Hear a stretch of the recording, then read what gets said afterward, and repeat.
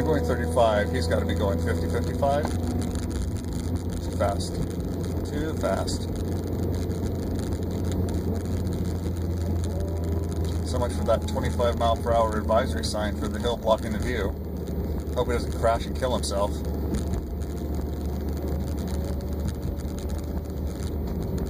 I'm not going to speed to catch up to this fool. Let's see where he goes. Yeah, he's way up there, just right around the corner.